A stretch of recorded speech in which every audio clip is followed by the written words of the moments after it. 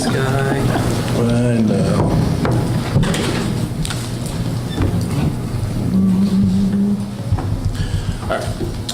All right, so we met on, load. There we go. All right, the Finance Subcommittee met on November 12th, 2025 to review the district's revenue generation model encompassing both local property taxes and the state's funding structure. Our primary goal was to provide clarity on the fundamental components of our district financing. The meeting provided a detailed instructional segment on property tax collection, beginning with the individual tax bill calculation and identifying the reliable sources for key metrics like tax rates and various credits. We reviewed the district's active levies and examined the latest valuations segmented by class and county. This information was crucial in painting a clear picture of our gross property tax revenues and qualifying the impact of necessary deductions, credits, TIF agreements, and abatements. A key discussion point involved assessing the financial exposure from potential legislative actions targeting property tax reduction. We noted any change in this area likely would directly and negatively affect Monroe's operating revenue, creating a parallel challenge for all other property tax dependent entities throughout the state. We concluded the meeting with a review and discussion of the state funding formula, which provides the other half of our operational revenue context. It's a good meeting. Sounds really interesting. School finance is extremely interesting. It was actually very informative. It was a good meeting. Yeah. Amy did a great job preparing for it. Was it as exciting as it sounded? Thrilling, yes. I thought so. All right. Anything else, Mr. Fulham? That's all. All right. Thank you. Moving on to 2.2, Butler Tech. Mr. Guido. Thank you, Mr. President, Mr. Vice President, members of the board. Yeah, we've had a lot going on as usual. I want to start out with, I guess, some visits that the district has had recently. The Ohio Department of Higher Education came down last week and hosted the Chancellor, Vice Chancellor, and members of the ODAG Executive Leadership Team to go over some of our CCP stuff that they do with the colleges and all that. So very good meeting. Senator Lang came by last Friday and toured the district. The leadership is currently in the process of master planning for a 10-year master plan. So another exciting meeting, not as exciting as the finance meeting that Mr. Fulham went to, but a lot going on there. I want to give you some dates. You're going to get stuff in the mail about this, but the ribbon cuttings for the AM Hub, the Hamilton building that they're building, is going to be February 2nd at 10 a.m. The aviation ribbon cutting is March 16th at 10 a.m. And the bioscience ribbon cutting is April 13th at 10.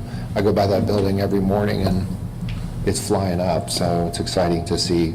The quicker they can get it finished, the quicker students can get in all those spaces, and we can get going what we're doing. Yeah. Did you have some? No? I'm good. I did attend the all-staff meeting they had last month. It was at Lori's Roadhouse, if you guys have ever been there. Over 500 staff members, they filled it completely full. What stood out to me is that was really a visual recognition of how much we've grown. So many more staff, about 500 people were there, so very good day.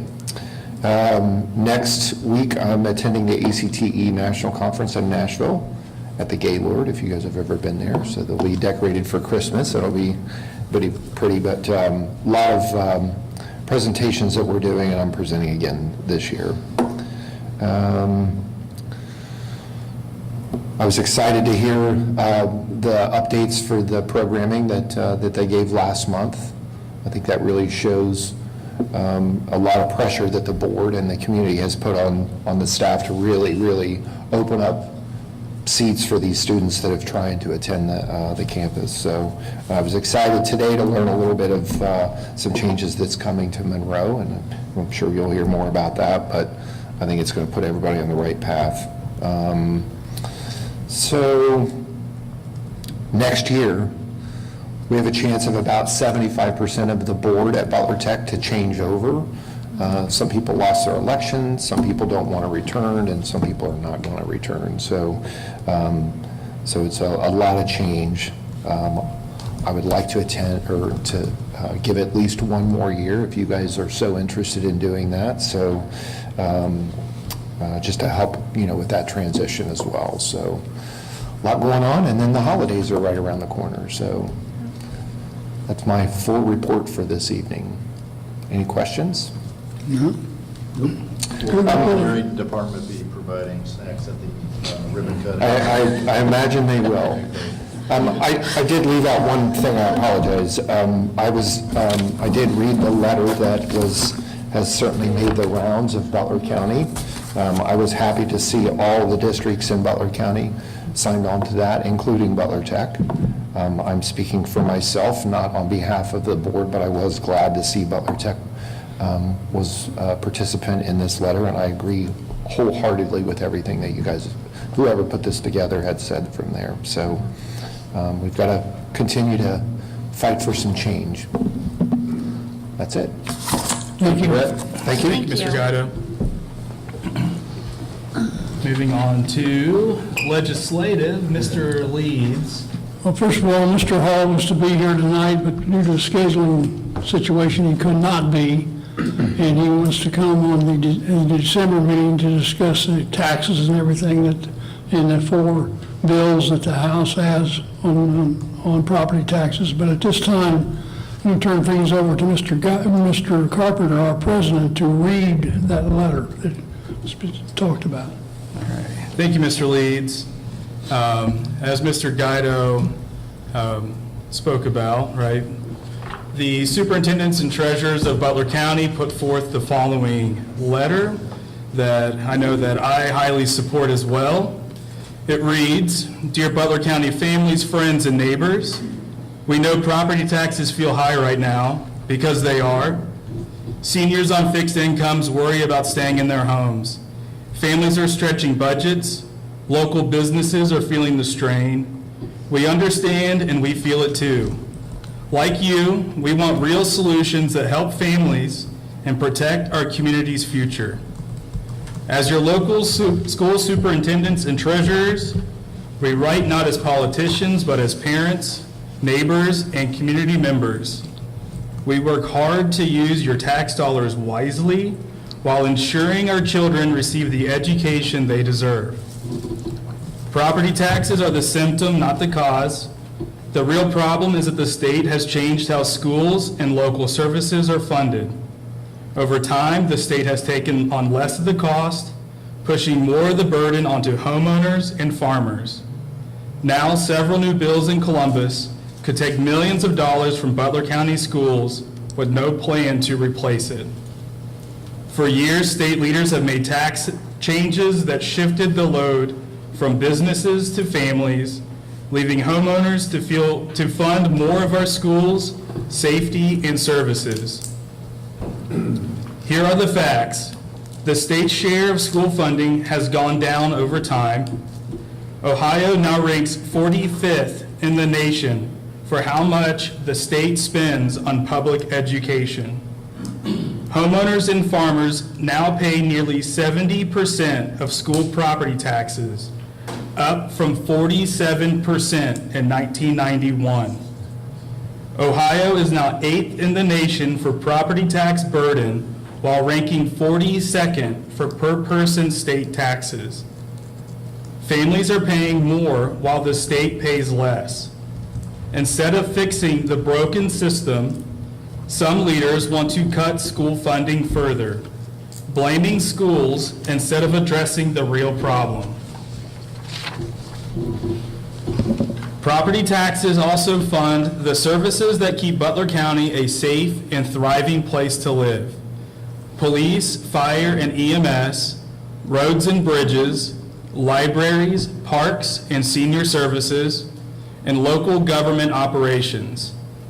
If property taxes were cut or removed completely, these vital services would be at risk. We agree taxes must be fair and affordable, but ending them would hurt every part of our community. Every child in Butler County deserves great teachers, safe schools, and learning opportunities that prepare them for the future. These are not extras. They are investments in our local economy and in our children's success. Schools are not overspending. They have been cutting costs, sharing services, and doing more with less for years. When schools are underfunded, it hurts more than classrooms. It affects jobs, home values, and the strength of our local economy. We are not asking for anyone to accept the way things are. We are asking for fair and responsible reform that helps families without hurting schools and vital services. Real reform should include relief for those who need it most, like seniors, low-income families, and people with disabilities, limits on rapid tax increases so families can plan and afford their homes, more state support to pay their fair share for schools and community services, transparency and accountability so communities understand how their money is being used. We all want a system that works for families, protects services, and keeps our communities strong. Butler County can help lead that effort. And here's how you can help. Learn about what really causes property taxes to rise. Ask your state lawmakers to fix the funding system. Share the facts with friends and neighbors. And speak up for reform, not repeal. Our schools, services, homes, and children's futures are too important to risk on short-term fixes. Together, we can build a fair property tax system that works for everyone.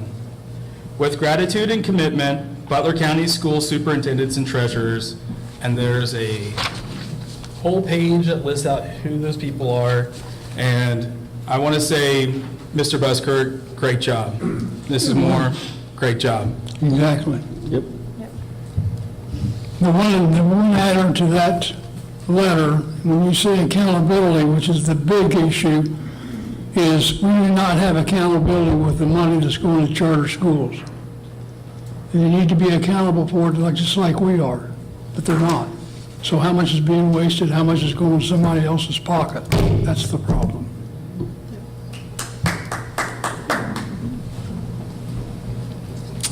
Thank you.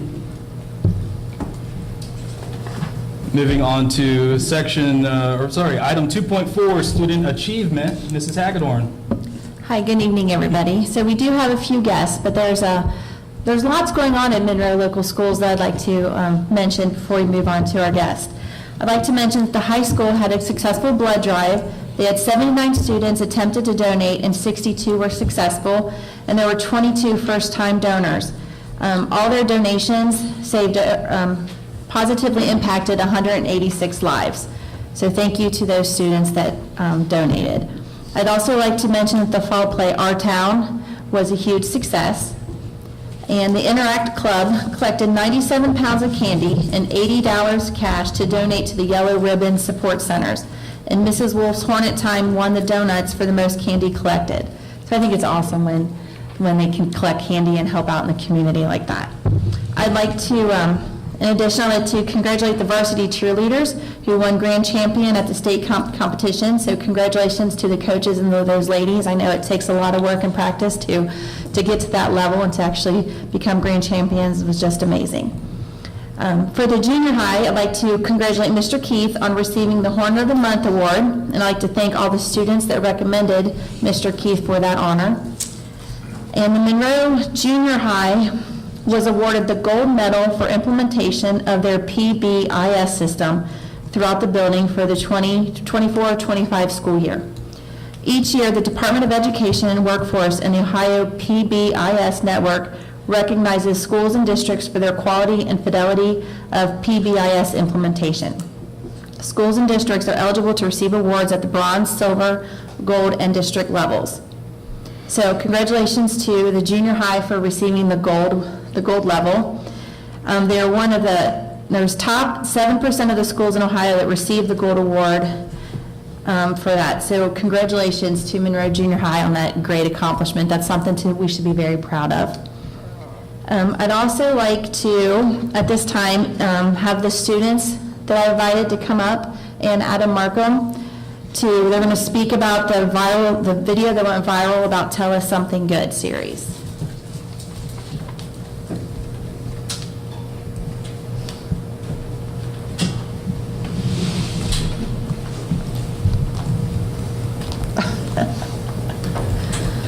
Okay.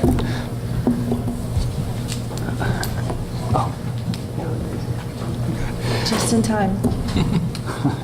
All right, so I'm just here to share a few words. I think most people in this community have probably seen the video by now, but something really crazy happened. What started out as an idea that was influenced or inspired by UNC Chapel Hill about 8 months ago, we decided to try in our hallways here. Something I've wanted to do this school year was really increase the ways that we empower our students to share their voice, and this was one of those experiments, and it went really well without saying much more. Could not have been prepared for the outcome of that. We're still continuing to get calls and emails from places that I never imagined will be calling and emailing me.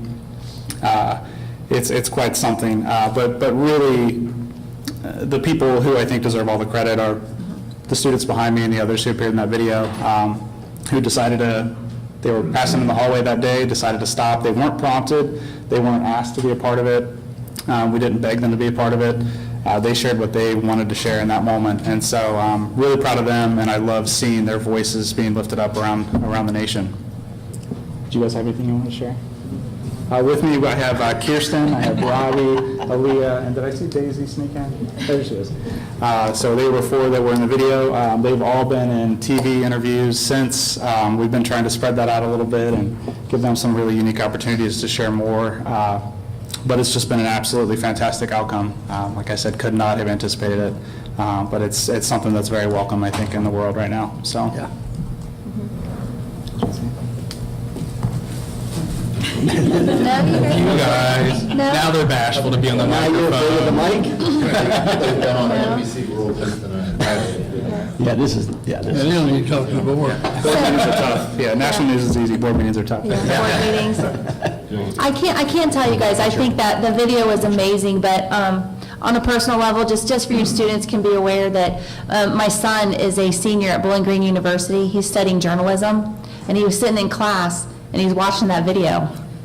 And he was like, that's where I graduated from. Half his class didn't believe him until he pulled out pictures of him in his Monroe gear. So it's just kind of fun that it's actually hitting the college campuses and in the classrooms as well. So just so you know that it's kind of amazing. Yeah. It was great. It was great. Well, have you guys read the comments, like, on those and how, like, your words have impacted adults? Yes. Like, that's pretty great, right? Like, that's a tremendous thing to have have happen. As Adam was saying, right, like, the world's very tumultuous, so to have, just like this next generation say, like, some nice things, right, like, it's impactful. So It's very impactful. great job, everybody. It was really heartwarming. Out of the mouth of babes. Yeah. And we were up in Columbus last week for a Capitol Conference, and Robert's the star of the show walking around because everybody wants to tell him how cool that was for our district. So, but it really is neat to see how it expanded beyond these walls and how something so simple and just being vulnerable and talking about something that brought a smile to your face that day could bring smiles to millions of people. And when we, like Mr. Carpenter said, live in a world where cutting through all the noise of a lot of negativity, for something positive to get the type of airplay that it did is astounding, because they don't make money off of those stories typically. It's all the bad stuff. Yeah. And for them to highlight our community and our students was fascinating. As a marketer, I was like watching every step, like messaging Adam, like, this is amazing, what's the next one gonna be like? No pressure. Yeah, no pressure. But it just goes to show how just simple kindness really can go a long way. And And I applaud you guys and all the students who took a chance to step up to an empty microphone in a hallway to say something nice about your peers or your teachers or yourself. That's what it's all about. So way to go, guys. Congratulations on that. And way to shine our district so bright.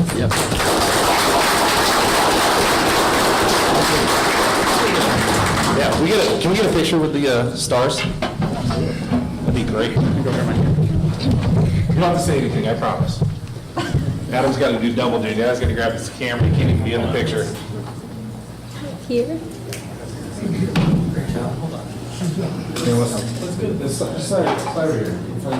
Yeah, because the podium. We'll take the picture. You guys can tell, right? Oh, because the podium. Adam, get in there. Ready?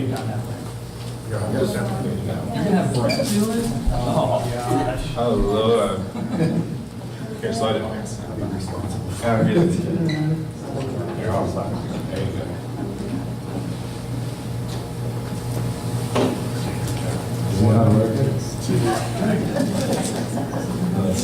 Got it. They're all blurry. Check that out, Adam.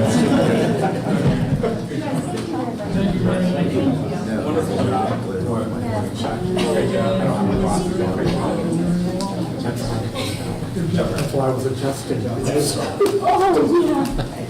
It is okay. You're gonna have to crop someone's shining. Adam. All right. I just wanted to add one more thing. It's just what I've said every time somebody asks me. We have the best kids here in Monroe, and I love that everyone else outside of Monroe is seeing what great kids we have, and that was a great way to showcase it. So Yes. thank you for that. Great job, guys. Thank you. Thank you.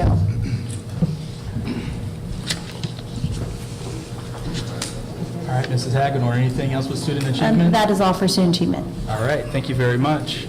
Moving on to Section 3, Communications. We'll start with the superintendent update. Mr. Buskirk. Thank you, Mr. Carpenter. I'm going to be very brief because we have a number of recognitions and presentations. So I have just two quick things.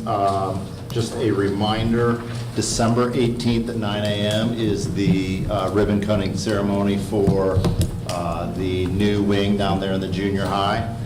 We'll get you more details later, but just make sure you mark your calendars for that. We are going to do a report card. Each building's going to give a report on the state report card update here shortly. But before that, I want to introduce Chris Brown and Jeff Brandt from the Butler County ESC. They're just checking in for their annual check-in. We want to congratulate Chris on his eminent retirement. He's going to be put out to pasture here soon, and so we wish him the best. And replacing him will be the old West Sider Jeff Brandt coming from Oak Hills, so we're excited to bring him. Well, first of all, it's always great to be in Monroe, and first of all, congratulations to all the students and everybody who'll be recognized tonight. And Adam, great job. If you can make Robert look good every day, you deserve a raise. But it's always good to be in Monroe. We've had a long-standing partnership with Monroe for many, many years. I just appreciate the last 10 years I've been able to work with you. As Robert said, I'm stepping away on January the 8th will be my last day, and we've been transitioning Jeff Brandt in. So thank you, and I'm going to let Jeff finish off here, brief and quick. Good evening, members of the board and audience, and again, congratulations to those recipients this evening. Adam, great job, and congratulations to your students. I know we got some other recipients here this evening, but it's a pleasure to be here, so thank you for the opportunity to be introduced. Actually knew Robert for quite a few years, back in our time in HR together, as well as Rob Kramer. You got great leadership up here between Robert and Amy, and just really, it's been a really warm welcome up here to Butler County. As Robert said, I come 30-plus years of public K-12 education, primarily 25 of those years in the Oak Hills Local School District, everything from building level administration, high school principal, to a little bit of HR work for a while where Robert and I got to work together, as well as Rob. And then the last 9, I was the superintendent at Oak Hill. So when the opportunity came up here to try a little something different, get out of Hamilton County, come up here to Butler County, it's just been a great transition. So again, thanks to Chris. There's no replacing Chris. It's truly a transition, and it's been just a really a great experience for me, in my career. So I look forward to continuing the partnership that we have with Monroe local schools, And again, I just appreciate the opportunity to work with you guys, and thank you for the partnership that we have, as well as your service. You guys got tough jobs as board members, serving the families and the kids of this community and the staff, and you guys do a great job. And so thank you for all that you do in your service, and I wish all of you and all of you in attendance this evening a happy Thanksgiving, and look forward to seeing you guys soon. Keep up the great work. Thank you. Thank you. Welcome. Chris, have a long, good retirement. Hey, I want to, just real quick, for Chris, thank you for all your efforts to Monroe Local Schools for helping us find Robert and also Amy, so. Good on those two. Yes, we did. Yes, we did. Fantastic, so thank you. Very good. Thank you, guys. Thank you, guys. Have a great night. We good, Mr. Busker? All right. Moving on to item 3.1, recognition. I'm going to ask Mr. Prohaska to come up. Mr. Silverman's wife is having a procedure, so he is not able to be here today. So Mr. Prohaska is going to step in and with some student recognition. Yeah, he was camera doing. I know, doing it all. Well, he was going to be here, but she's a little, she's coming out of that operation. She needs a little bit of time with her, but you know, we want to continue recognizing our students here, and we've got two groups we're going to recognize tonight. It's our cross-country team and their state qualifying run. I know many of you have never gone to a regional championship, but you know, Jamie does a great job with them, and she's going to speak about that. But I've been up to Troy before, and it's a massive humanity running out there, and it's like you need to get going right away, or you could get run over. Is that true? Yeah. So it's pretty impressive. So she's going to speak about here in a second about the kids and what they did in cross country. And then Coach over here to your far right, Granaste, the boys are SWBL champs. So he's going to speak about our championship boys soccer team. And then there's one other little thing I need to do after we get done recognizing both teams. But you know, I got a chance to see them play too. And you know, once again, like Mr. Buskirk said, we've got great kids. I think most of you know that it's not easy to go out there and compete, and I think we have more and more kids that are struggling with doing those kind of things because you don't always win. You don't always end up on top, and to give it your all in a sport, whatever sport it is, I think it means it means a lot to those kids because I think they're setting themselves up for success when they graduate from high school and they go on to do things in their own lives and they realize that they have, they built up a lot of, what's the word I'm looking for? Adversity and strength, mental strength and physical strength in what they do. So we'll start off with Jamie Wilcox, and she'll talk about our cross-country state qualifiers, or regional qualifiers. Thank you. Make sure I get that right. Well, here we are again. Yes. You know, there's this moment at the beginning of the season as a coach where I wonder where the plan is going to take us. And AJ was there for the first meet. He took pictures. I think he could feel the anguish on some of their faces as they finished because it wasn't what they'd hoped for. So we run our meet as a 2-mile compared to the rest of the season that it's a 5.1 or a 5K.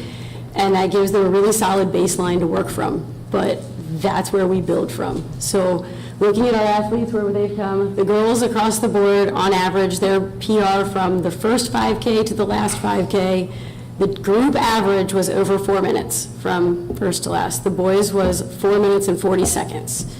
So there was a lot of room for improvement from the beginning to the end. Well, as we get through the season, there's another moment as a coach where I think to myself, okay, we have to peak, we have to train, we have to get to the point where people are getting these PRs for the postseason, and that has always traditionally been for our team the conference meet and the districts. So welcome to the first year of the expanded cross-country. We now have 4 divisions, and we didn't know what that was going to look like going forward. So we still train to peak at the district meet. We show up for the scheduling meetings. We get to choose between A and B for the boys and the girls, and we try to pick the best opportunity for the kids to go forward based on the times for the children that are already scheduled based on PRs throughout the season across the district. Our boys came in 9th place and finished just 1 spot out of actually advancing as a team to the regionals. Instead, we had individuals that advanced On the girls' side, we were 1 spot lower, so we were 2 spots out of advancing, but we moved up 3 spots from where we were anticipating our team going. So needless to say, it really was a surprise to go back to Troy, and as Tom said, it's wild up there. It has a totally different vibe, it's exciting. If you guys have a chance, because we'll be back, not my seniors, but everybody else will be back. If you have a chance, that's the meet to go to. It's kind of far, but it's exciting. You can see them at 5, 6, 7 spots as you go across, and it just has something about it that says we've arrived at the place that makes us want to do better. So that said, I think Billy would agree that he's heard a lot that his soccer boys get along very well, and the cohesion on that team has made them the champions that they were.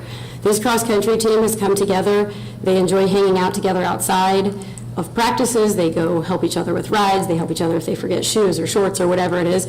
The cohesion in this group is something that we've worked for as a team to change the culture over the last 5 years. So rather than tear each other down to beat our teammates, we've worked really hard to work as a team to help each other. And it's tough when you miss that 1 spot because your teammate got it and you didn't. It's really hard to put a smile on your face and say congratulations. But they've built a culture where they want each other to succeed. So without further ado, I'd like to introduce all of them I will list, but the ones that are here, if you guys want to come up front, we've got Eli Race, Eli Long, Eddie Einan, Carter Markham, Nick Fisher, Ava Justice, Natalie Lane, Amelia Ball, Allie Ware, Elizabeth Kripe, and our seniors, Dylan Crawford, Hannah Whitty, and Addie Beback. Congratulations.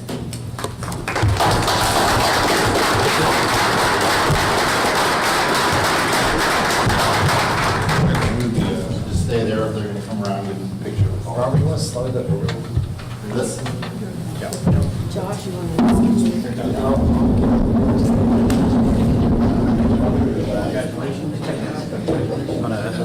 Put them in the middle, actually.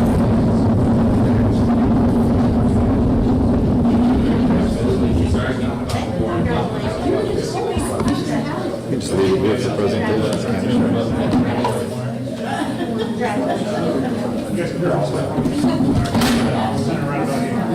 Well, you guys slide over, come forward and slide over, all over and slide.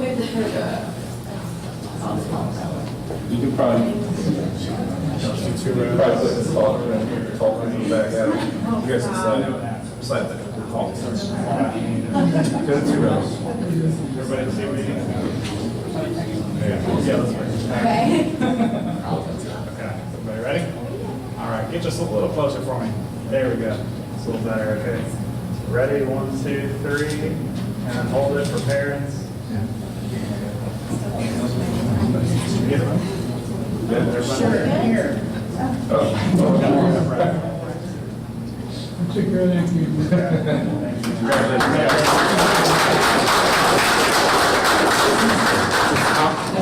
Leave it here.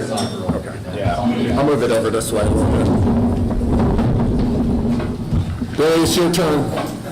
Come on up. We'll let you speak from here.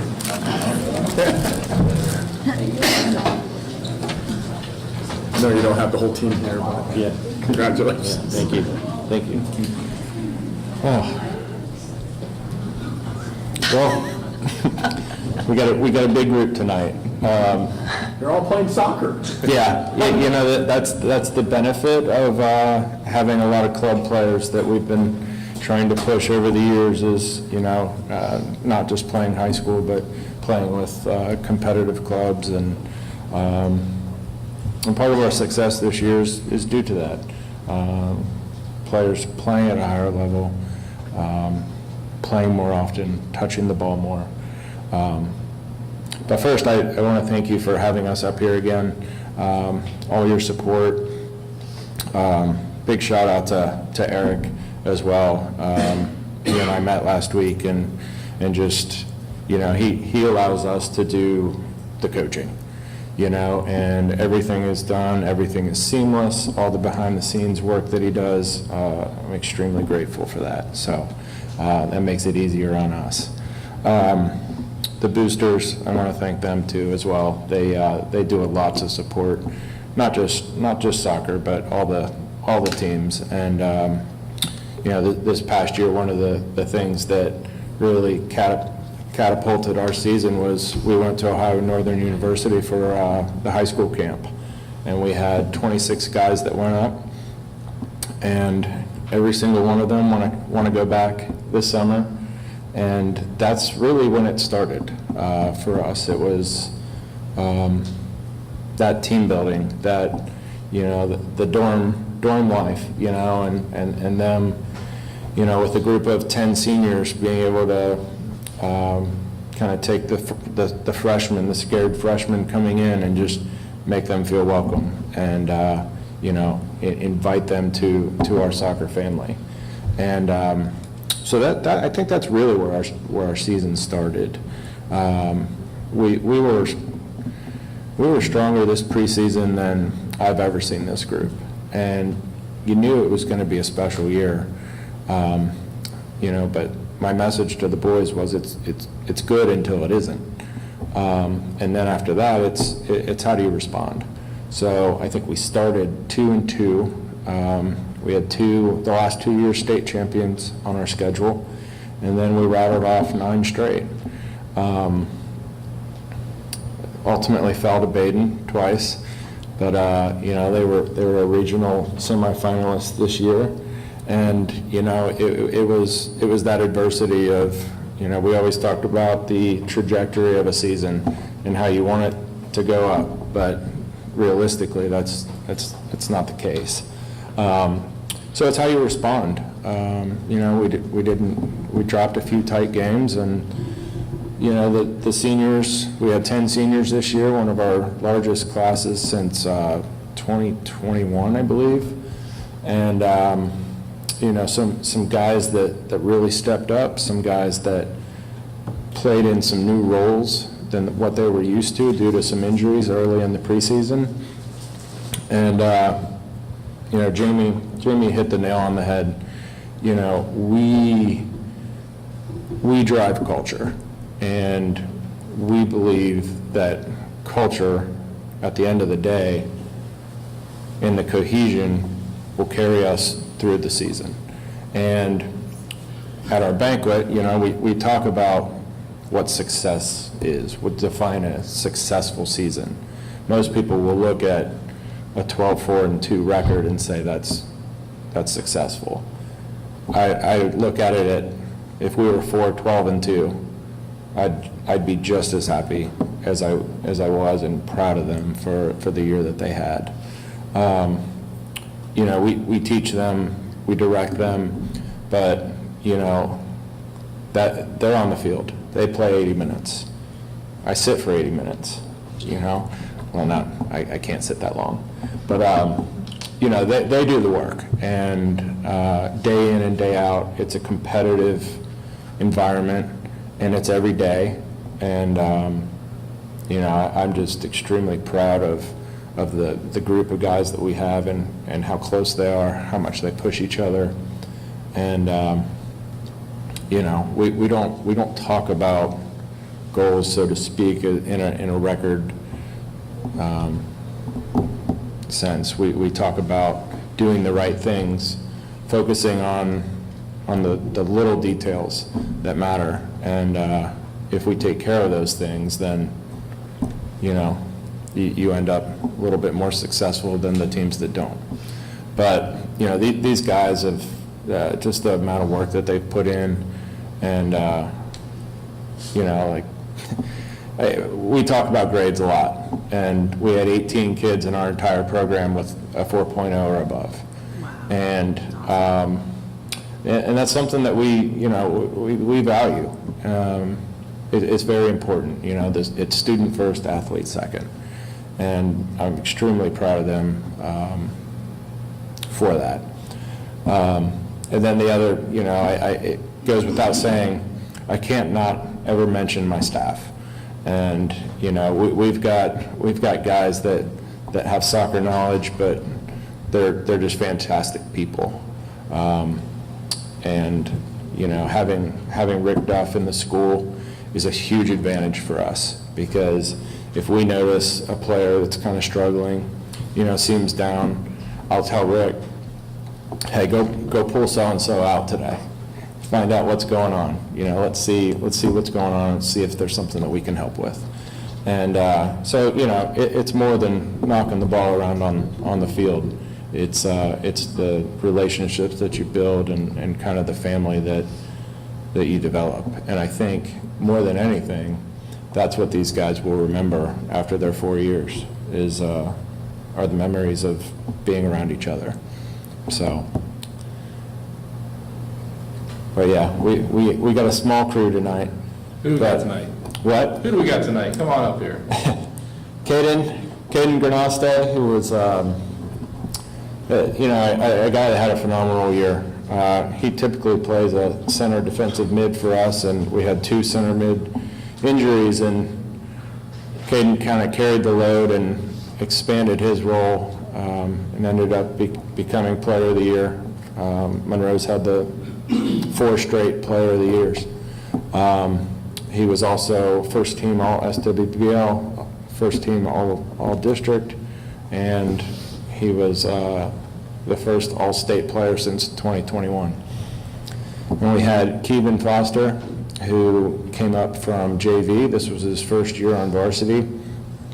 Went in, played against Lakota West. We beat him 2-0, and he never looked back. He was one of those kids that at the beginning of the year, you know that there's always a few that will step up, and I couldn't be more proud of the season that he had. And then Nick No is another one of our juniors. Nick is a 3-year varsity player, and you can play Nick anywhere. And this year, he had adversity of being up top, being on the wing, playing the 6, and that's what you need, because injuries are inevitable, and you got to be able to just, soccer's soccer. So you got to step up, and these guys, it's funny that these are the 3 that are here because they were huge impact players this year. Really proud of them.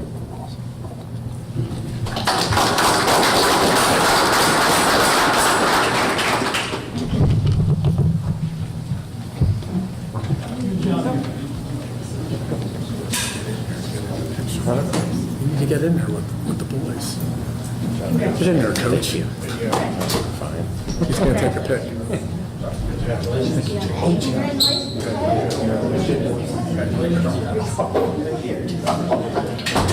I think you'll figure out who it is, right?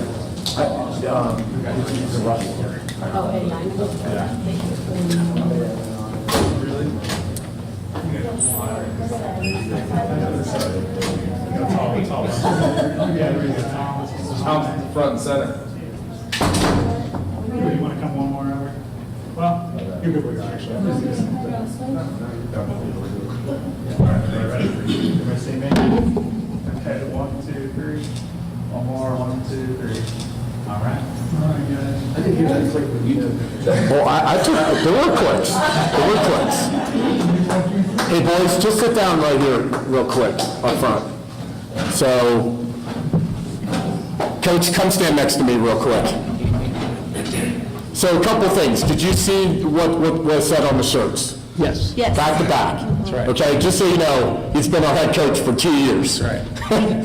And, you did replace, someone that you're very much good friends with, and I know that you spend a lot of time learning from him.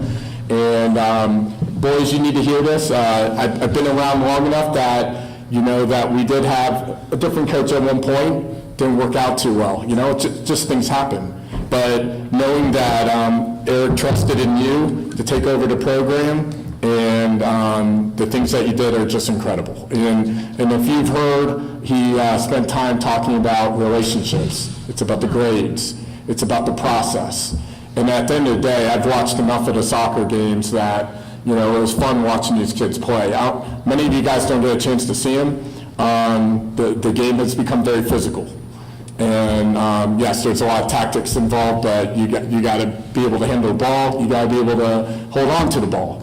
And I saw these guys play a lot of meaningful games, and some of the losses, like you said, were just 1 or 2 little things off. And but that's what he wants out of his program. He wants to play at that competitive level, which is great. And so I'm not sure you know about this, but he wasn't going to actually mention this at his own banquet, but he is the SWBL Coach of the Year.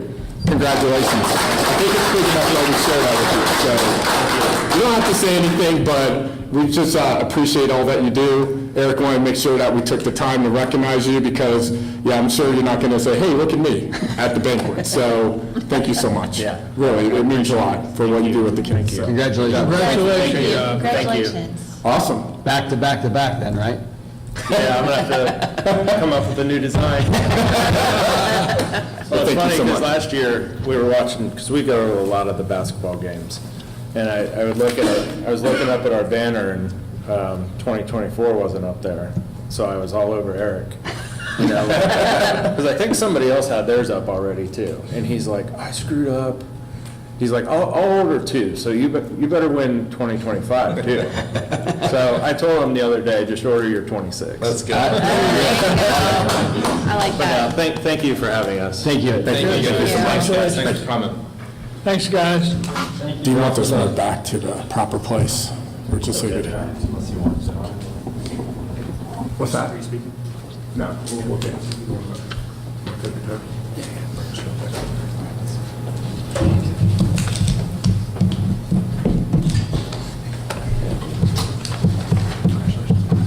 Thanks, Tom.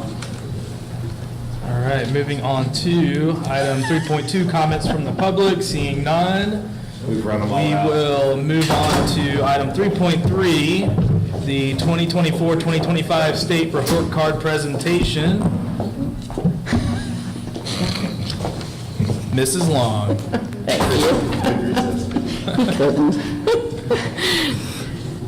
Okay, our presentation, we're having some problems with our slides.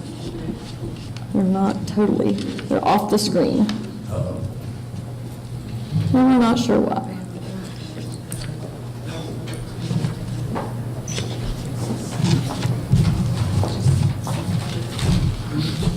Okay. There we go. Okay. So, we're happy to present to you our 2024-2025 report card. I'm going to just do a little bit on the district portion of the report card, and then each principal is going to present a slide on how their building, and then afterwards, if you have questions, we'll answer, or if you have questions in between, you can interrupt anytime, no worries. So the first slide on my portion is the overall rating. I just wanted you to make sure that you understand how the report card, the overall rating report card is calculated. It's weighted, so this is actually how we get all of these components. Our top two are the achievement and the progress component. They each are weighted at 25%, and then the others are 12.5%. This year is the first year for the college, career, workforce, and military readiness component.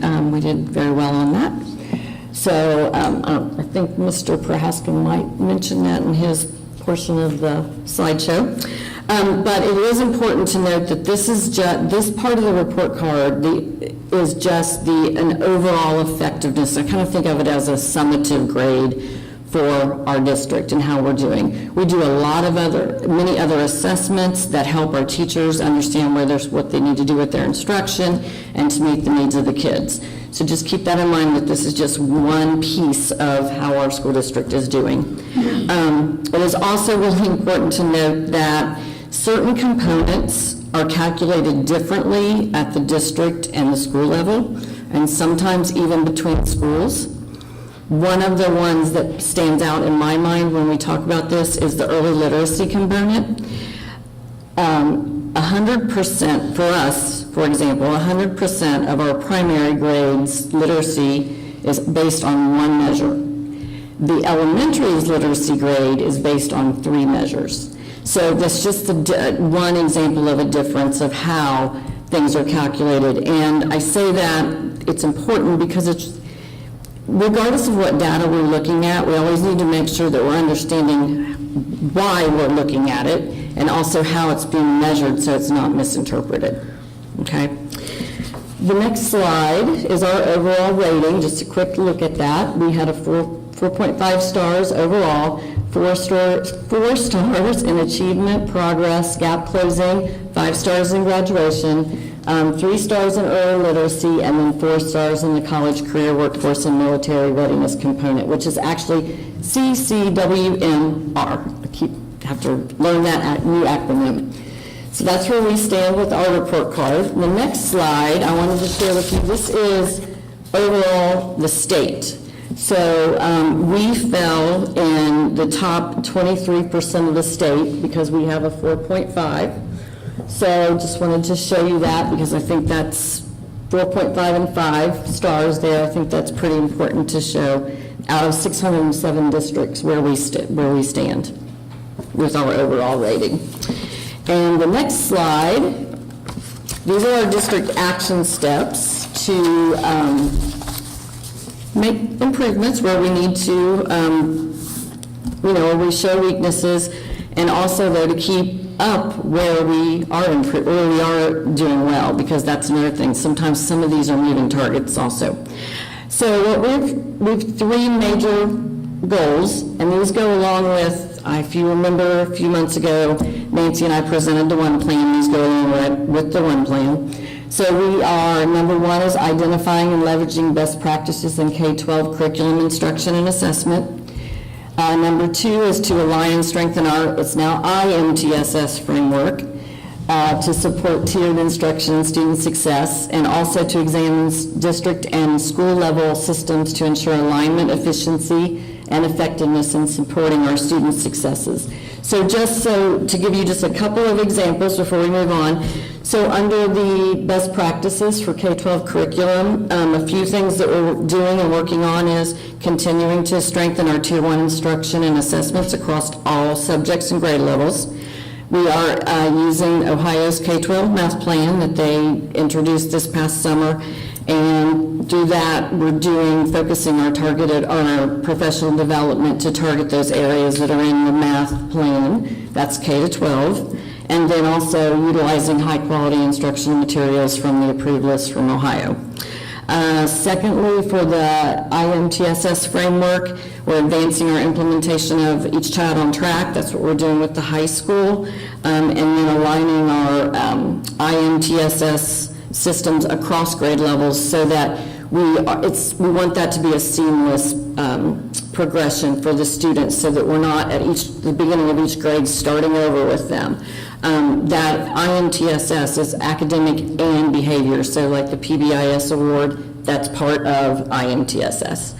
Then the last thing is to look at our systems. We are continuing to, and it's, I know, a subject that the principals shake their heads every time Nancy and I bring it up, but we're continuing to look at our master schedules to make sure that we're allotting enough time for the instruction that is needed, and then also looking at academic programming at the high school to make sure we're meeting the needs of our kids. And our reporting, we're talking about how can we ensure that we are reporting our data accurately to EMIS. There's a lot of data that we have to report, so we are trying to make sure that we have systems in place that we're not missing anything, because we're so close on a few of our components that 1 or 2 kids could probably push us up to the next star. So we want to be sure that we're reporting those accurately. And I think I mentioned that we're also looking at academic programming at the high school. So that is my part. I'm going to let Mr. Prohaska come up. Oops. I'm on the clock. I got to keep this short and sweet. What's that? So if you guys take a look, areas of strength, yes, it's been graduation. It's been that way for a while, but embedded in talking about graduation is what Jody mentioned was Each Child on Track, ECOT, which is our form of the MTSS process up at the high school. Even Mr. Buskirk was at one of our meetings the other day where he saw at the 9th grade level how we were talking about kids what strategies we need to use to help these kids out that are struggling. The fact that we're being more focused and even dialing in on each kid that is struggling. It's been, a tremendous amount of human energy put towards working with these kids, and it's paying off. We also work with an SST 13 team out of Hamilton County ESE, and they tend to keep saying, you guys are doing the right thing, you're doing the right thing. So it's definitely an area of strength. Areas of growth, achievement on OST, I think there's always room there for growth. So how's that translating into what we're doing? Jody, also mentioned the fact that we're being more strategic in our professional development plans and how we could get teachers the needed tools and instructional practices to help move the needle on our OSTs. While we're celebrating being above average, we recognize that above average is not the ceiling. We want to continue to improve. If we're saying we've got a lot of kids that are here and we're in the States here, there's still a lot of room for growth for us. So we want to continue doing that.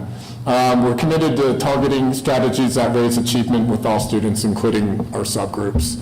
So I think we're doing a pretty darn good job.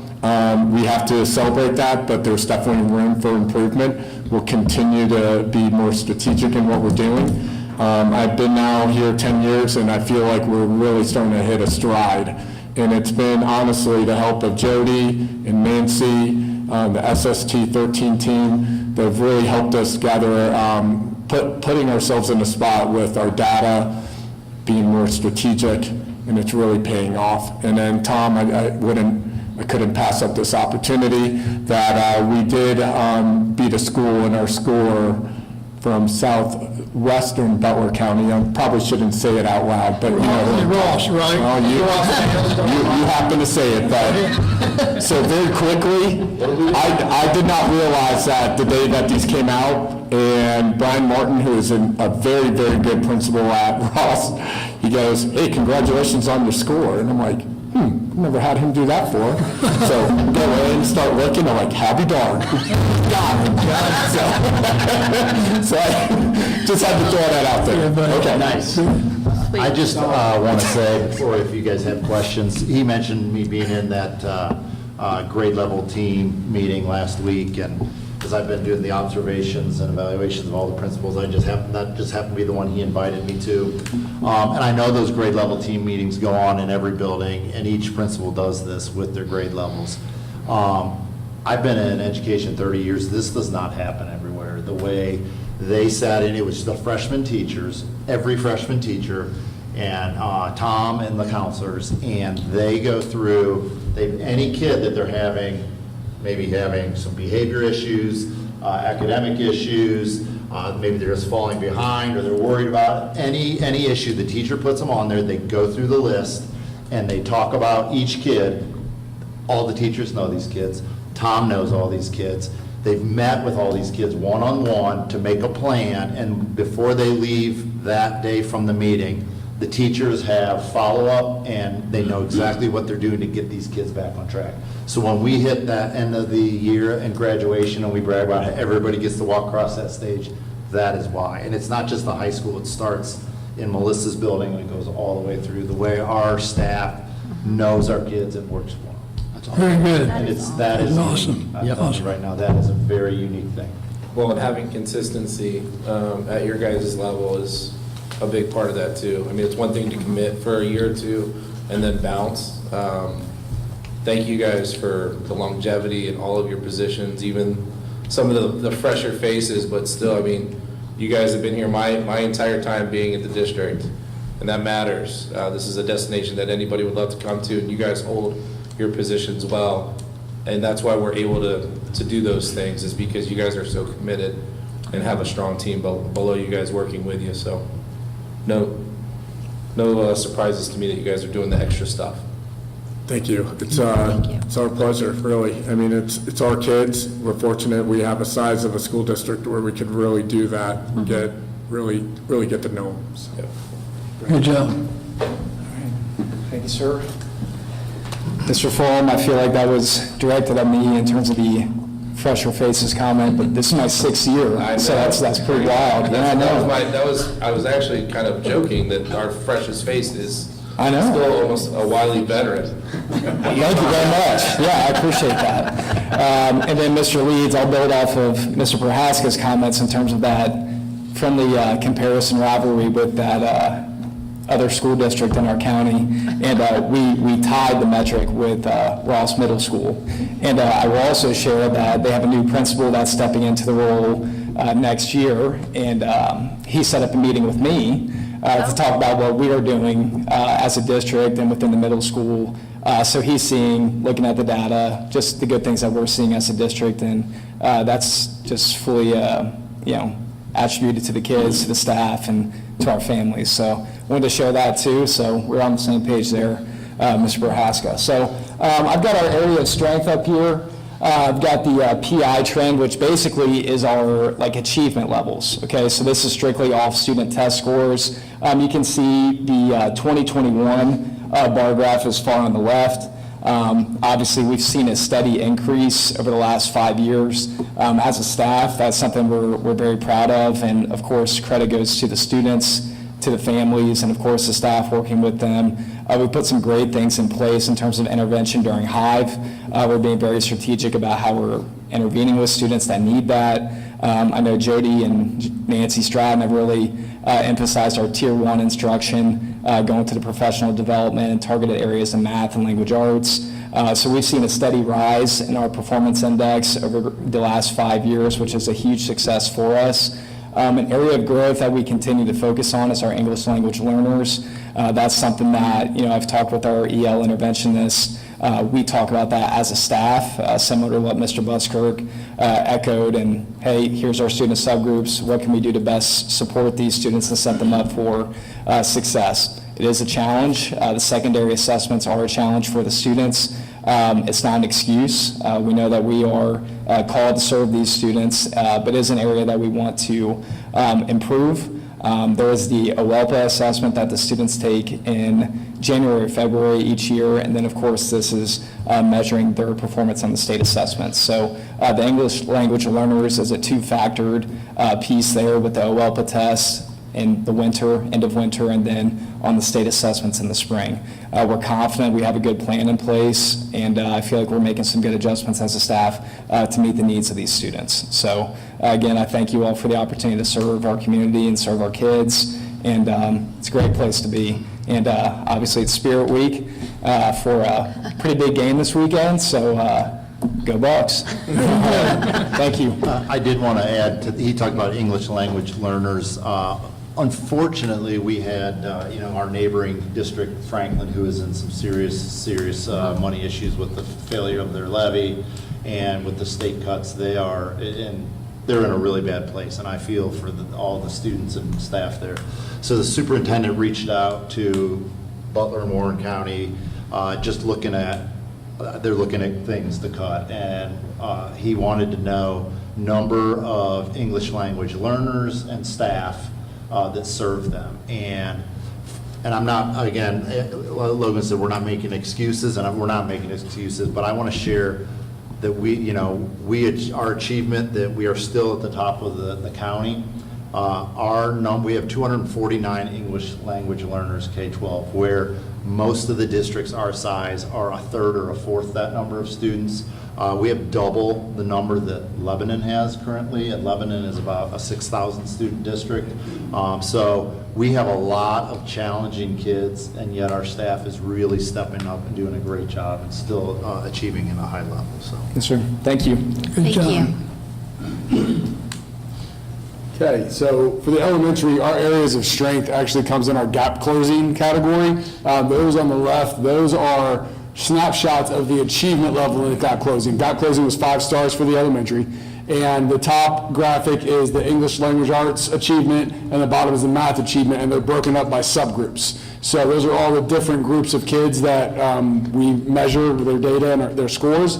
The circles there are the state targets, and the bars are where we are scoring. So on all our subgroups, in math, we hit 9 out of 9. In language arts, we hit 8 out of 9. And that is a credit, honestly, to something you guys approved 4 years ago now, the instructional coaches that we hired, they meet with every elementary staff member, every primary staff member. They look at their classroom data, they create instructional plans for their entire classroom, but also for individual students, and they look at every subgroup of student that we have. And because they do that, all our students achieve at a very high level. And you can see, if you look at, it's hard to see up here obviously, but if you look at it online, you can see with certain subgroups, the target is actually very, very low, which shows me that in the state is not doing great with all those subgroups. But if you look at ours, yes, there is like a somewhat downward trend, but we are far above in some of the areas where the state is actually pretty low. So I think it's credit to what you guys approved a few years ago to allow us to have these extra staff members that really support our classroom teachers and our kids. Area growth is, we were 3 stars in the early literacy component, and we really want to get better at that. And what you can see from the graph, it's kind of confusing, but basically it's how many kids we take who are currently off track in reading and how we make them on track by the next year. So off track in reading, we have something called Ames Web. They take that 3 times a year. In the fall, if they score at the 15th percentile or below, they are considered off track. So we take all the kids who come into 2nd grade off track, and we try to get them on track by the fall of 3rd grade. So this tracks the percentage of change. So the dark color in that, the second from the top, that is like, I think it's like 69% or something like that. We moved 69% of the kids who were started off track, we moved 69% on track. But then you look in 3rd grade, we only moved, I think it's like, I can't remember what it is, 16%? Yeah, we only moved 16% by the fall of 3rd grade to the spring of 3rd grade. So that's a major area for improvement for us. We really, reading is one of the most important things we do in the elementary. So there's a couple things we're trying to do. Number one, again, something you guys approved last year, the open court reading curriculum that we are implementing this year. It's really going to make a difference. It's challenging, the rigor is very high, and what we were able to do because of all the resources that the open court has, we were able to take our Title I teachers and align the interventions that they do with what's happening in the classroom. So typically, we have, Melissa has them too, we have separate reading teachers that do some pull-out reading support for kids who are off track and close to off track. And in the past, they did a separate reading program called Orton Gillingham, and it's a research-based program, but it was also separate from what they were doing in the classroom. Well now, because Open Court is so all-encompassing, they have resources in there that are connected to the same type of reading instruction, but now it's connected to the classroom. So they're getting classroom instruction, then they go to the title teacher, and the title teacher is teaching something that aligns perfectly with the classroom, and they come back to the classroom, oh, I just did that with my title teacher. Like, it is, I think it's going to be phenomenal, and I think if we don't see, I know we're going to see progress this year, but if you start watching this over the years as they come from kindergarten to 1st grade to 2nd to 3rd, and we are going to see tremendous growth with our reading scores because this program and the way our teachers have bought into it, I think it's going to be tremendous. So I'm excited for it. We're not happy with where we are now, but I'm excited for where we're going. I just, again, wanted to add, he talked about the coaches. I've shared with you that I meet with all new staff, check in at the end of the 1st quarter, around there to see how everything is going.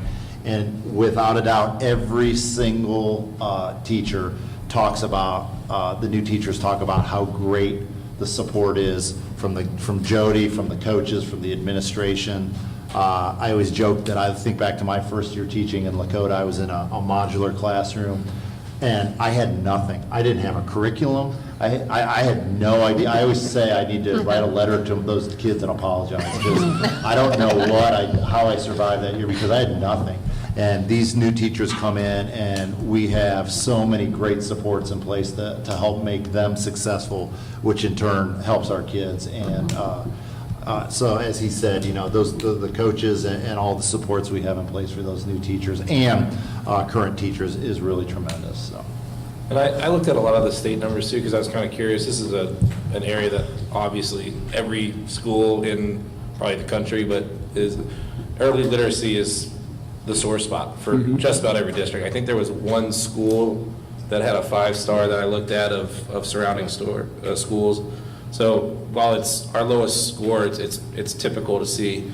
But I think having a significant focus on this, getting the resources that you need, if we're still short on resources, whether it's space, curriculum, staff, I support all this, because at the end of the day, if kids leave this school district knowing how to read, write, speak, they're going to be successful. All the other stuff, I think, will come naturally if we really, really make a commitment as a district early on. Right. And I know it's a challenge, and I know you guys have been working on it for many, many years. So this is an area I know you guys are going to tackle. We're going to be one of those 4 and maybe 5-star schools not too far in the future because of that commitment. Definitely. So you have that from me as a board member for the next 4 years at least.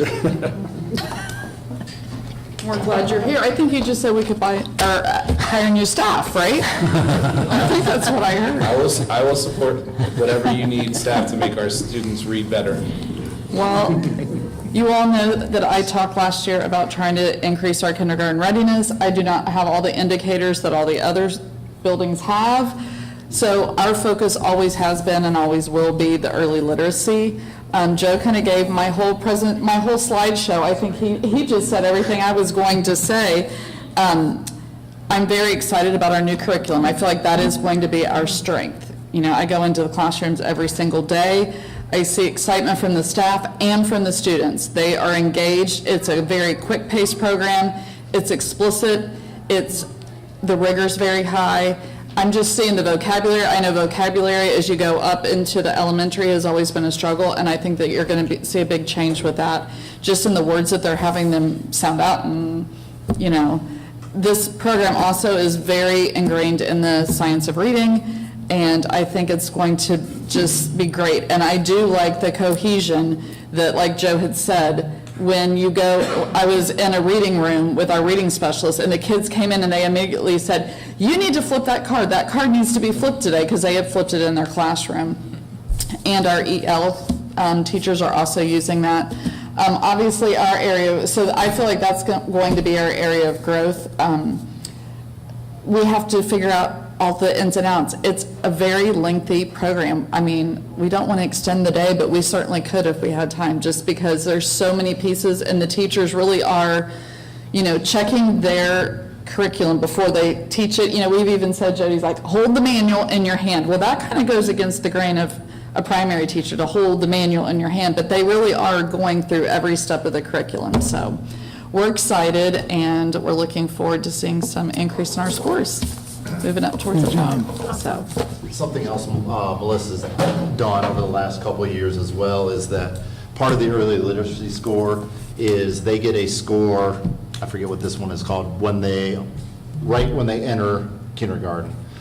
They're tested to see where they are above, below expected, and if 90% of your kids or higher are at that standard, you don't have a measure in that area, and that's a third of the score. So if you look at those the schools that had the 5 stars in the early literacy, it's because their kids come in already at the highest standard. Yeah. And so something Melissa did, was that last year or 2 years ago, and you continue to work with we have control over our own preschool kids, but she's worked with the community preschool the private preschools that are out there to try to arm them with tools and curriculum to help those kids as well. So we can get more of the kids coming in day one with some of the basic skills they need to get to where they need to be. we've had all the local preschools come in and observe our preschool program, and I have to say, we were so ingrained in Hegarty and Orton Gillingham, and I know I kept saying to Jody, are we going to be okay not doing Orton Gillingham and Hegarty? But this program really does Orton Gillingham and Hegarty. It's just not called that. So I'm glad the preschools are still using that, but I feel like our new curriculum will cover that. So yeah, because in kindergarten you just don't know what level they're going to come in. Some have been to preschool several years, and some have never attended preschool. So this curriculum moves at such a fast pace, though, and I feel like it really does get the kids moving, so I'm hoping we'll see really great gains with that. I also have to mention the primary building was also a gold PBIS winner. Yes, and the elementary, And right? the elementary? Mhm. Yes, we were, so. Well, I have a should question. say, share that information with me.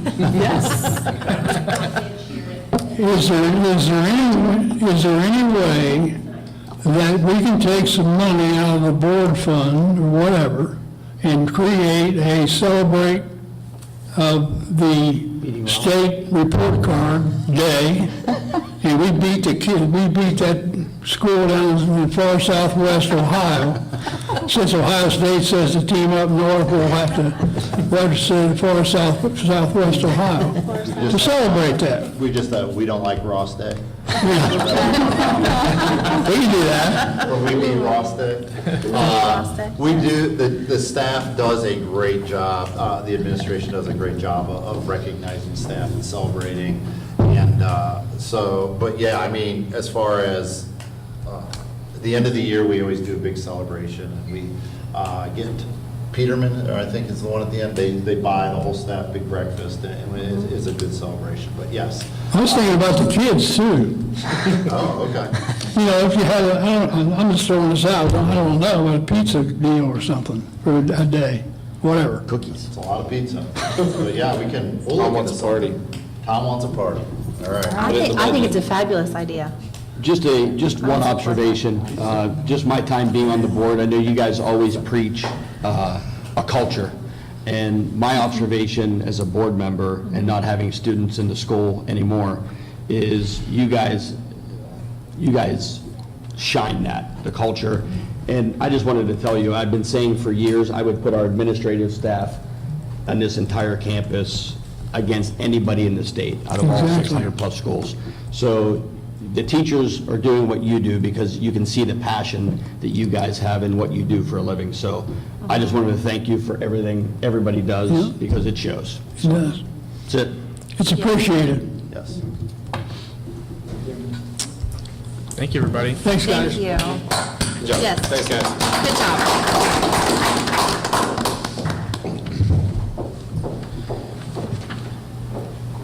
All right, we will move on to section 4, the treasurer's consent agenda.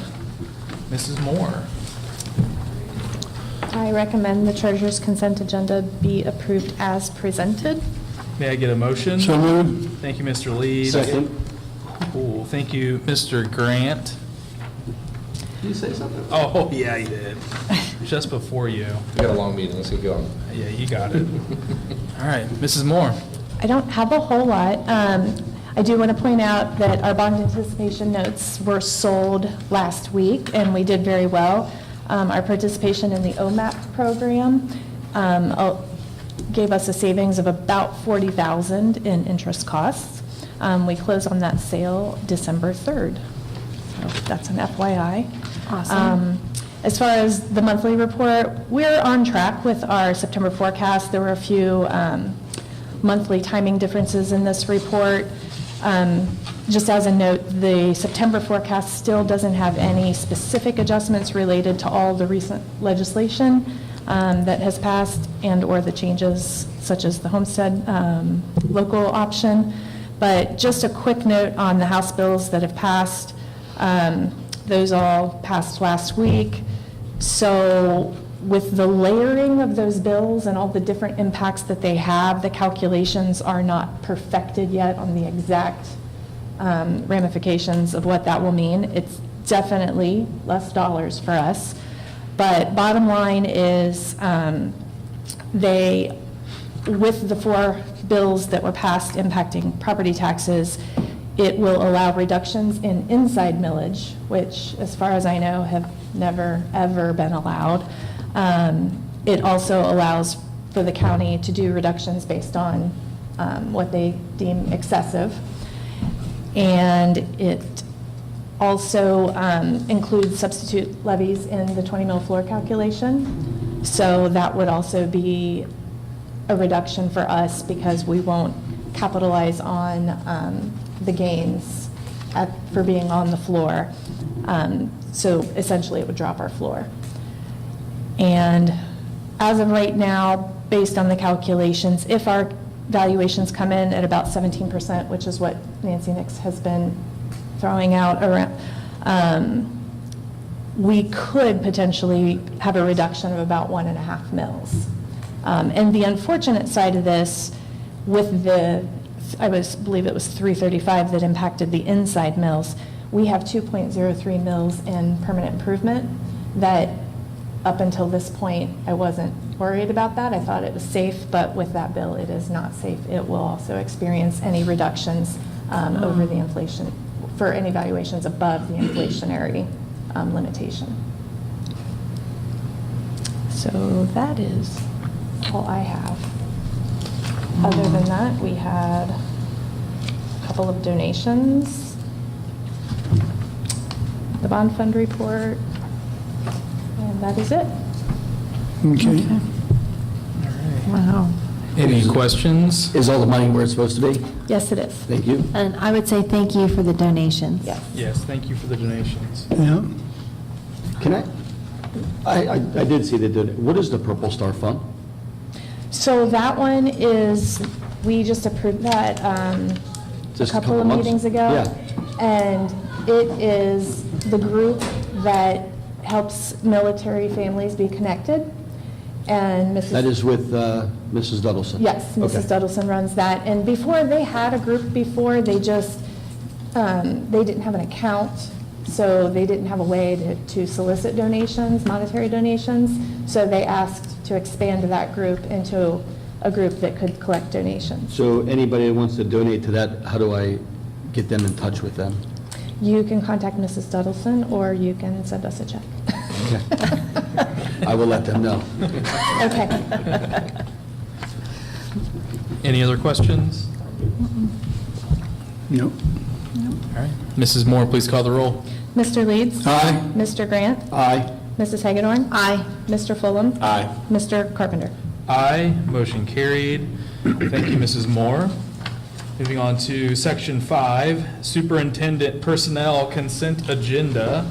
It's Mr. recommended, Buskirk. I recommend approval of the superintendent HR personnel consent agenda as presented. Can I get a motion? So moved. Second. Second. Thank you, Mr. Fulham, for the motion, and thank you, Mr. Grant, for the second. Other way around. Mr. Buskirk. Pretty self-explanatory. We had a resignation, a couple of new paraprofessionals, substitute. Eric is filling holes with the last few remaining coaches and volunteer coaches. And that's about it. Any questions? Nope. Nope. Mrs. Moore, please call the roll. Mr. Fulham? Aye. Mr. Grant? Aye. Mrs. Hagedorn? Aye. Mr. Leeds? Aye. Mr. Carpenter? Aye, motion carried. Section 6, Superintendent Other Business Consent Agenda. I recommend the board approve the early graduates. All requirements have been completed towards graduation. May I get a motion? So moved. Thank you, Mrs. Hagedorn. Second. Thank you, Mr. Leeds. Any questions? Nope. Congratulations. Oh, congratulations. Way to go.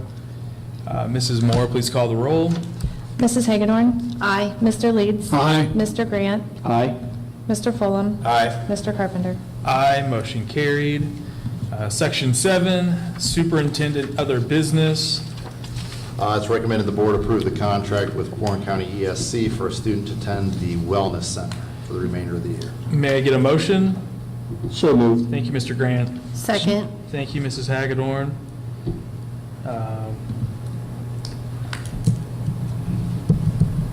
Is this a pay-as-you-go kind of thing? Yes. Okay. All right, any other questions? No. All right. Mrs. Moore, please call the roll. Mr. Grant? Aye. Mrs. Hagedorn? Aye. Mr. Leeds? Aye. Mr. Fulham? Aye. Mr. Carpenter? Aye, motion carried. Item 7.2, It's recommended the approval of affiliation allowing UC students to complete clinical experiences at the high school. may I get a motion? So moved. Thank you, Mr. Fulham. Second. Thank you, Mr. Leeds. Questions? This is just with our new partnership with Beacon. They often have basically student athletic trainers that work with the current trainer, and this is just to allow them to work with us if they have any, so. So they work with our current trainer? Yeah. Okay. Yep, kind of like a student teacher. Right, okay. Any other questions? Mrs. Moore, please call the roll. Mr. Fulham. Aye. Mr. Leeds. Aye. Mr. Grant. Aye. Mrs. Hagedorn. Aye. Mr. Carpenter. Aye, motion carried. Thank you, Mr. Buskirk. Moving on to Section 8, comments from the board. We will start with you, Mr. Leeds. Well, first of all, congratulations to all the teams that were mentioned here this evening on their accomplishments in the fall sports. And congratulations to the staff and to the students for that fantastic report card. That's super. And I also am glad that we read that letter and we support that letter to the fullest. That was done by the county superintendents and treasurers that we sent to the state. That's great. We need to do more of it, and we need to follow up on it and hold people accountable, state level, governor, whatever, because we need to get this thing cleared up. Other than that, good shape. Good meeting. All right, thank you, Mr. Leeds. Mrs. Hagedorn. I could absolutely ditto everything that Mr. Leeds just said. I'm sure all of us can.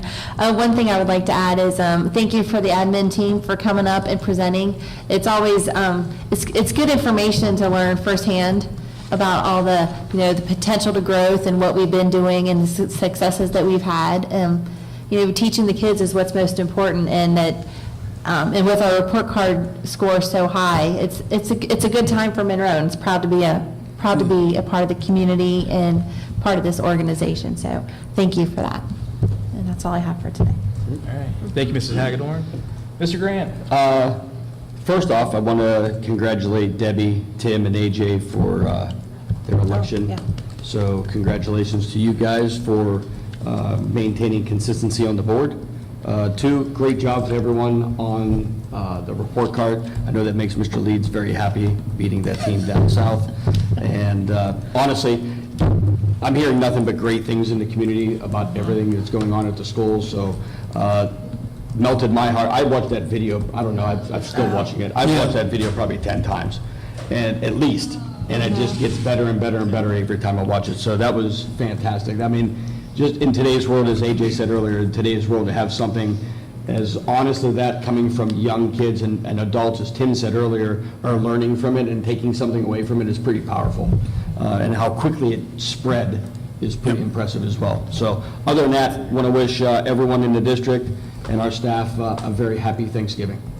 That's it. Good job. All right, thank you, Mr. Grant. Hey. Hey, what's up, buddy?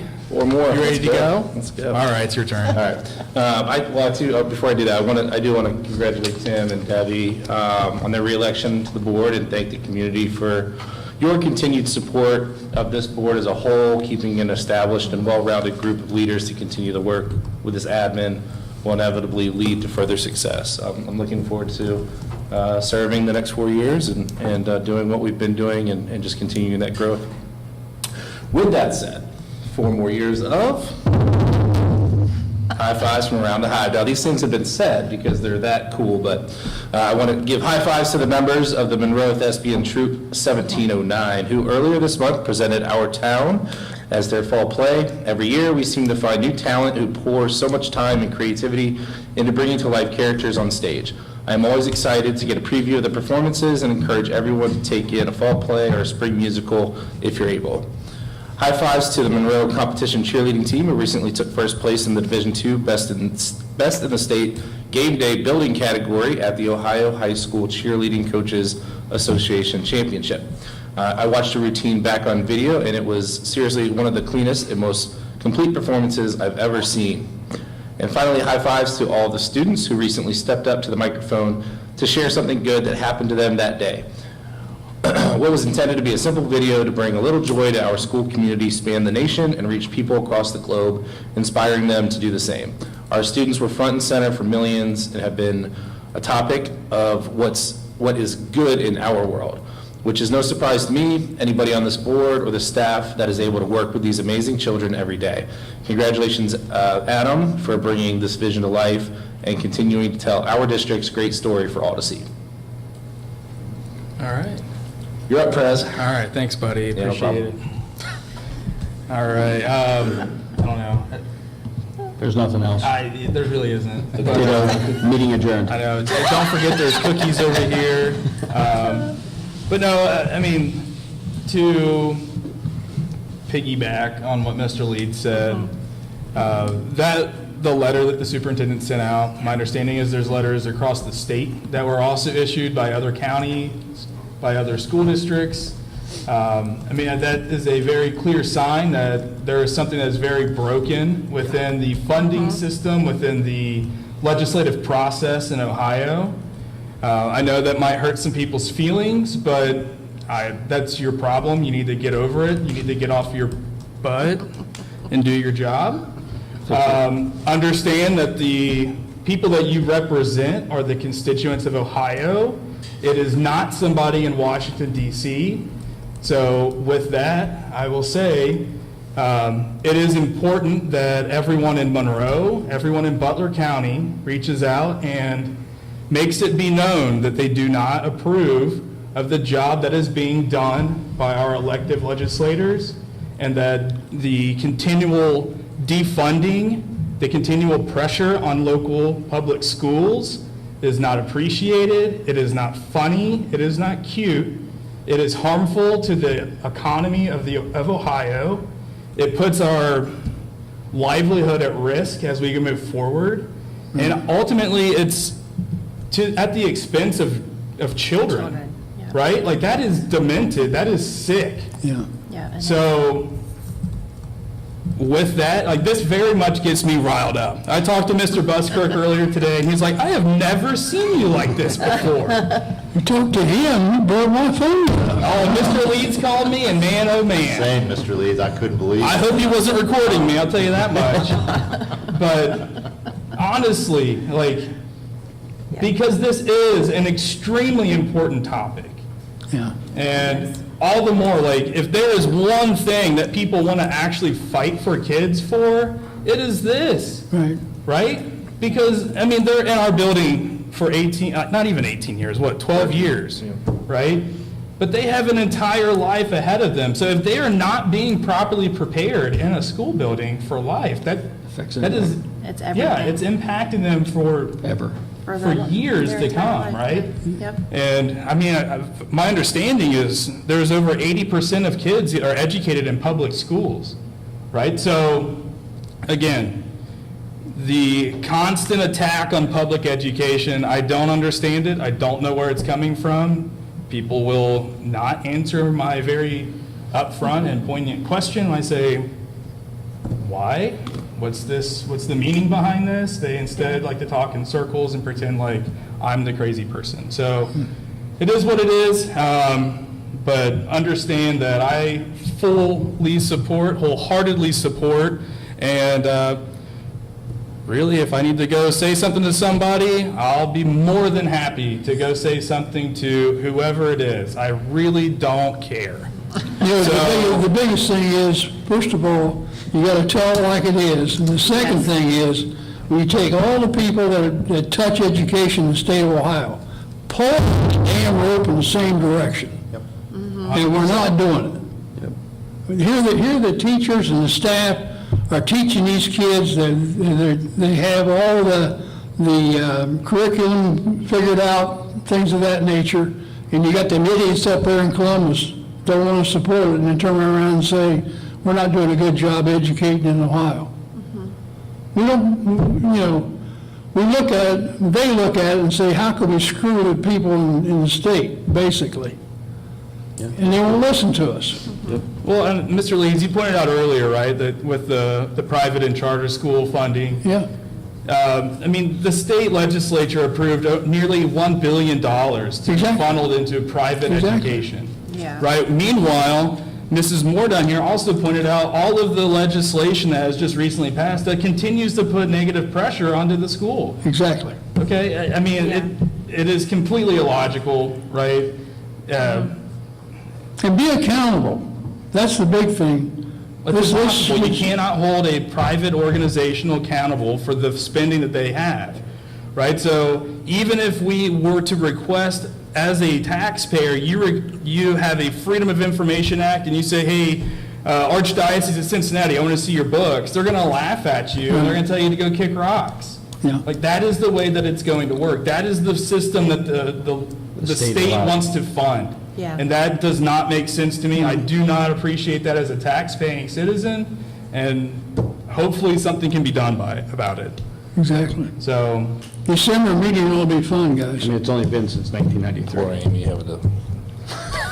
true. Yeah. Anyway, all right, now that my blood pressure's all up, thanks a lot, Mr. Fulham. What did I do? You were supposed to pinch me as I was getting on. No, I was excited. I know, I'm talking, I like run through a ball now, let's go. I like a little fire out of you. Take a drink of water. Let's go.